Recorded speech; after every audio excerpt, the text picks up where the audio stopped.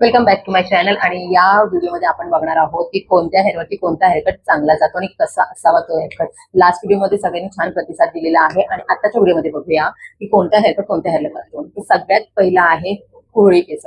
जर तुमची केस कुरळी असतील तर तुम्हाला एकच सांगते, तुम्ही स्टेप कट मध्ये जाऊ नका, तुम्ही स्ट्रेट कट मध्ये जाऊ नका. तुम्ही फक्त आणि फक्त छानसा असा यू कट घ्या.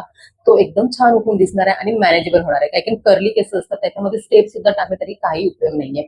जर तुमचे केस असे वेवी असतील आणि मॅनेजेबल होऊ शकतात आणि तुम्ही दरवेळी आयनिंग किंवा ब्लो ड्राय यूज करता घरच्या घरी, तुम्हाला सेटिंग करायला आवडत असतील तर अशा बेबी लोकांनी ना लेअर कट किंवा आताचे बरेच फेदर कट वगैरे आलेले आहेत जे आपल्या फेसला आणि पर्सनॅलिटी बघून हेअरकट करतात.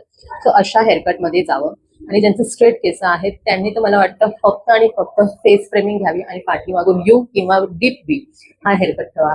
या लोकांसाठी ना हे हेअरकट खूप उत्तम दिसतात आणि मॅनेजेबल पण होतात. जर तुम्ही स्टेप कट केले, कुर्ली केस आहेत आणि स्टेप कट केले तर तुम्हाला ते मॅनेज करायला थोडं अवघड होणार आहे. कारण जेव्हा आम्ही सेटिंग करतो ना त्यात तात्पुरतं ते चांगले दिसतात, पण आफ्टर सेटिंग तुम्ही ते करू शकत नाही आणि घरच्या घरी सेटिंग करणं प्रत्येकालाच पॉसिबल असतं असं नाहीये. सो मला असं वाटतं हेअरकट असा असावा जो तुम्ही घरच्या घरी सुद्धा सेट करू शकता.